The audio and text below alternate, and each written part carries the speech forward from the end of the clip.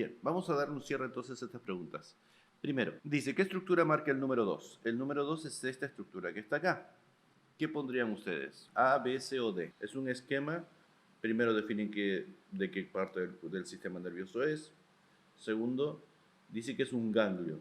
Recuerden que si es un ganglio es sistema nervioso periférico, no sistema nervioso central. Dice, ganglio simpático, ¿es un ganglio de la raíz posterior? ¿Es un ganglio de la raíz anterior o es un ganglio parasimpático? ¿Qué dicen? Jackson y... no, si eso me la apagaron. ¿Qué dicen? Ok. Una opción es que sea la ganglia de la raíz dorsal o posterior. Otra opción. Nada más. Bueno, primero esto es un corte de la médula. ¿Sí? Tenemos este, que sería una raíz, y esta sería la otra raíz. ¿Cómo sé cuál es cuál? Porque una raíz va a tener un ganglio y la otra no. En este caso, esta tiene un ganglio. O sea que esta ya es la raíz dorsal. Esta es la raíz dorsal. Y esta es la raíz ventral. O sea que este es el ganglio dorsal. El ganglio anexo a la raíz dorsal sería este. Ganglio simpático, o sea que el ganglio posterior ya estaría. Es el 5. El ganglio de la raíz anterior no existe. ¿Sí? Así que no existe un ganglio de la raíz anterior. Ahora tenemos ganglio simpático o ganglio parasimpático. Eso sí existe. Los ganglios parasimpáticos son los que nosotros vemos cercanos al órgano efector, sea cráneo o sea sacro, o sea asociado a los pares craneales o sea asociado al plexo hipogástrico. Siempre están cerquita del cráneo, o sea, cerquita del órgano efector, los ganglios parasimpáticos. Por ejemplo, el de la glándula lagrimal sería el ganglio ciliar, que está cerquita y está en la fosa orbitaria.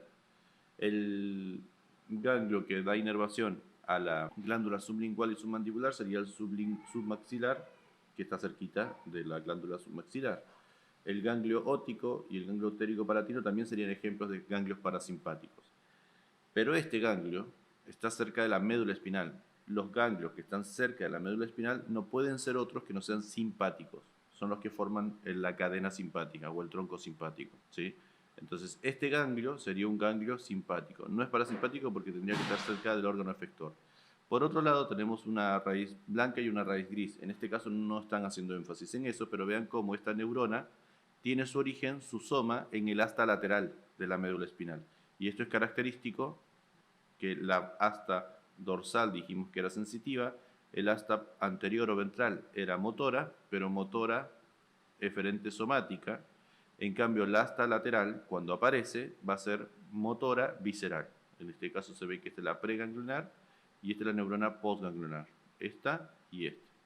¿Ok? Pasamos a la siguiente. ¿Alguna consulta de lo que acabamos de ver? ¿No? Siguiente. Bueno, esto podría ser un ejemplo de una neurona, no sé qué estás hablando, pero este es postganglionar. Esta podría ser un ejemplo de parasimpático sacro.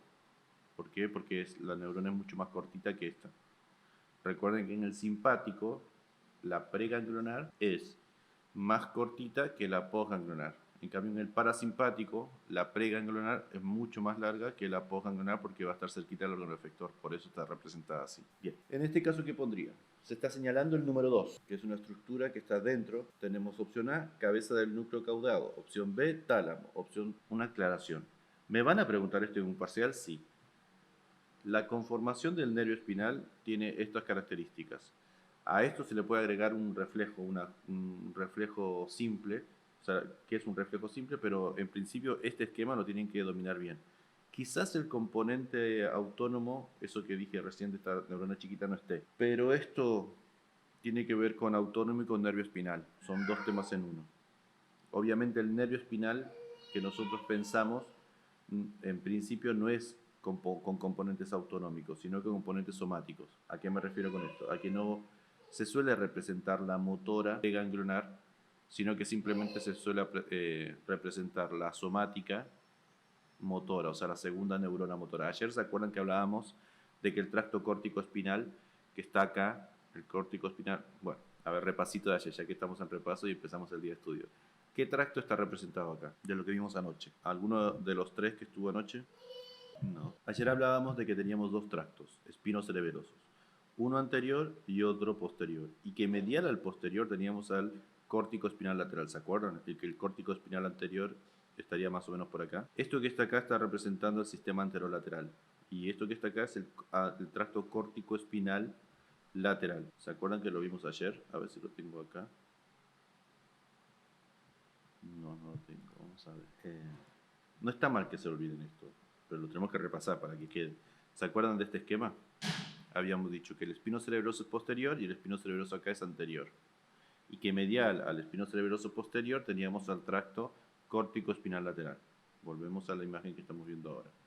Tenemos, ahora está, esto sería dorsal y esto sería ventral. Entonces, este es el asta anterior, este es el asta posterior y este es el asta lateral.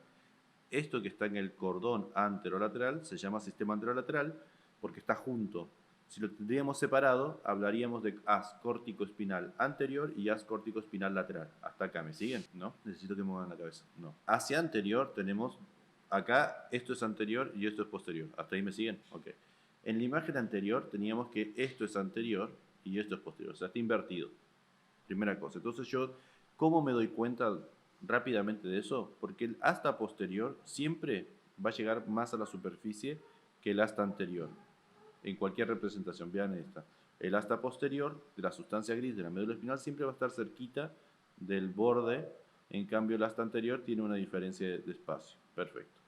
Si yo veo esto me doy cuenta que esta es una médula espinal y que tengo un asta posterior que casi como que pareciera que estuviese continuo hacia posterior, en cambio el asta anterior tiene una diferencia de espacio. Primera cosa, entonces esto es anterior y esto es posterior. Bien. El cordón anterior tiene una comisura blanca anterior, una porción anterior y después empieza el cordón lateral. Después de que sale este que es la raíz anterior. Cordón lateral. Todo esto es el cordón lateral. Y el cordón posterior está medial al asta posterior. ¿Hasta acá me siguen? Bien.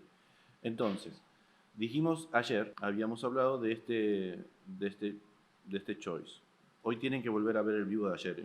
No lo mismo. Tengan en cuenta esto. El repaso de hoy es ver el vivo de ayer, el de la mañana. No ¿ven que dice vivo 01? Sería el vivo de la mañana, no el vivo de la noche.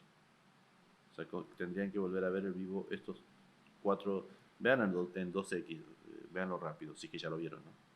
Pero hoy ya empezamos a repasar los vivos anteriores. Entonces, decíamos, volvemos acá, y podemos decir que si esto es posterior, hasta posterior, lateralmente tenemos al córtico espinal lateral. El córtico espinal anterior está bien en la línea media. El córtico espinal lateral está lateral al asta posterior de la médula espinal.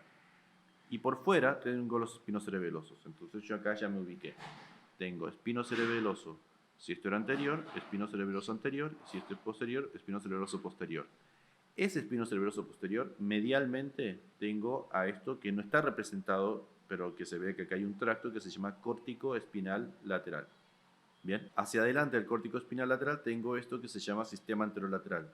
Si lo tendría dividido, si fuesen como dos tractos, sepan que acá son sustancia blanca, siempre todo esto es sustancia blanca. Si fuesen dos tractos, diría yo que sería espino talámico lateral, este y espino talámico anterior, pero como veo que está junto, digo que es el sistema anterolateral.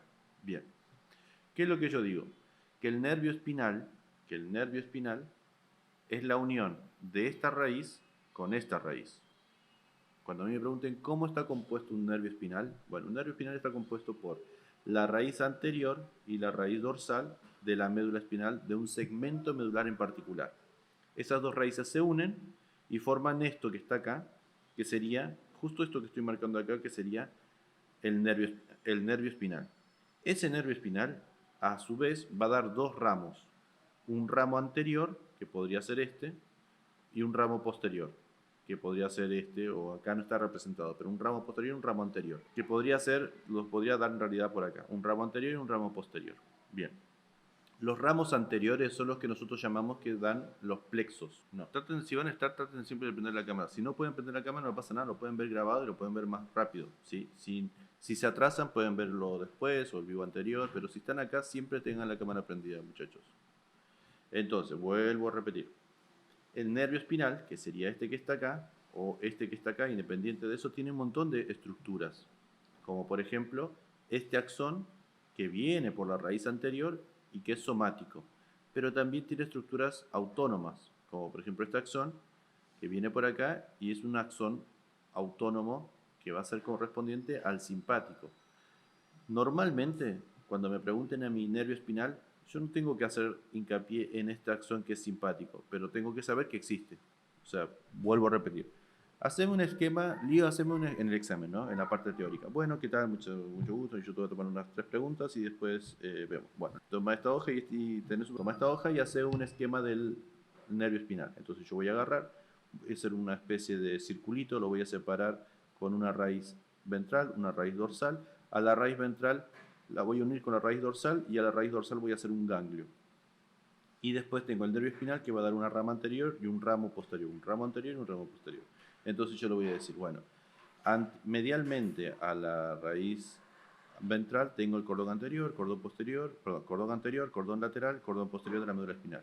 Del asta anterior van a formarse, van a tener el soma, los nervios, en el asta anterior de la médula espinal voy a encontrar el soma de la neurona que va a formar la raíz ventral, ¿sí? Y en el asta posterior yo voy a ver que voy a tener un ganglio donde voy a encontrar los somas que van a ir al asta posterior. Esto se une, forma el nervio espinal y ese nervio espinal da un ramo anterior que suelen formar los plexos, que serían los plexos braquial, plexo hipogástrico, los plexos en general. Plexo hipogástrico no, plexo braquial, lumbar y sacro. Y la rama dorsal suele ser sensitiva. Punto. ¿Se entendió? Ese es el 4. Ahora, yo tengo que saber que eso es el componente somático. Si a mí me preguntan, ¿y el componente autónomo? Bueno, si yo tengo que describir el componente autónomo, cambia a partir del nivel de la médula espinal. ¿Por qué? Porque a nivel cervical yo no tengo este asta lateral. Primera cosa. Segunda cosa, ¿dónde lo voy a encontrar? Solamente en la parte sacra, el parasimpático y en tóraco lumbar la parte simpática. Va de nuevo. Pasamos de hablar de somático, que fue lo primero que les dije, que es cuando ustedes hablan de un nervio espinal común. Ahora estamos aclarando la parte autónoma. O sea, el tipo me dice, pero no me hiciste en el esquema los componentes autónomos. Y bueno, entonces, si querés que te haga los componentes autónomos, me tenés que especificar de qué parte de la médula espinal, porque cambia esto. Si yo estoy a nivel cervical, no tengo nada. Si estoy a nivel tóraco-lumbar, tengo esta asta lateral que corresponde al componente autónomo simpático, porque yo sé que el simpático es tóraco-lumbar. Ahora, si estoy representando el componente parasimpático, es sacro. ¿Sí? O sea, la médula sacra va a tener esta asta lateral, pero va a corresponder al componente parasimpático. ¿Se entiende la diferencia que estamos haciendo? Bien. Entonces el tipo me dice, bueno, muy bien, Lío, está muy bien la diferencia. A ver, haceme primero, vamos a representar las dos. Primero, representame las estructuras de una autónomas de ese esquema que hiciste, pero de torácicas, o sea, simpáticas. Muy bien. En esta asta lateral yo voy a encontrar el soma de la preganglionar, que va a tener su recorrido, su axón va a pasar por la raíz ventral, y vamos a tener que dibujar ahora el esquema, un ganglio cercano al origen del nervio espinal. En ese ganglio yo voy a tener un ramo gris y un ramo blanco. Esto no sé si lo necesiten decir, pero sepan que vamos a tener un ramo blanco y un ramo gris. En ese ganglio yo voy a encontrar mi segunda neurona, o sea, la postganglionar de mi componente simpático. Y esa segunda neurona puede tener dos caminos. O seguir como nervio espinal y después por el ramo anterior y el ramo posterior que habíamos dibujado antes, o tener un nervio en particular como en este caso. Cuando tiene este nervio en particular como en este caso, por ejemplo, podría formar un nervio esplácnico. ¿Se acuerdan de los nervios esplácnicos que habíamos visto en tronco simpático? Ese sería un ejemplo de un nervio que va a llevar fibras de la neurona preganglionar. Por ejemplo, en vez de que este soma salga por acá, va a salir por un ejemplo, es el nervio esplácnico. ¿Se entiende la diferencia? No está representado acá eso. Bien. ¿Y cuál sería la diferencia con un componente de un nervio espinal, pero un componente autónomo, pero parasimpático? Bueno, en ese caso, el segmento medular va a ser sacro, porque es el componente parasimpático. Vamos a tener nuevamente un asta lateral. Ese soma va a ser largo, pero va a ser tan largo que el ganglio lo vamos a encontrar cercano al órgano efector. Y es chiquitito, es imperceptible, tanto que ni siquiera lo describimos. Nosotros nunca hablamos del ganglio parasimpático que da inervación no sé, a la vejiga. Pero sí hablamos de los ganglios que encontramos parasimpáticos en la cara, pero no de los que encontramos en la porción sacra del parasimpático. ¿Se entendió? O sea, represento un soma hasta lateral, nervio, el axón pasa por la raíz ventral y acompaña al nervio espinal, formará el plexo hipogástrico y cercano al órgano efector vamos a encontrar el ganglio en donde se va a anexar a su neurona postganglionar para inervar al órgano efector. ¿Se entendió esto? Igual lo de autónomo no creo que se los pregunten, pero más o menos entendieron lo que estoy diciendo. ¿Seguros? ¿Seguros? ¿Seguros?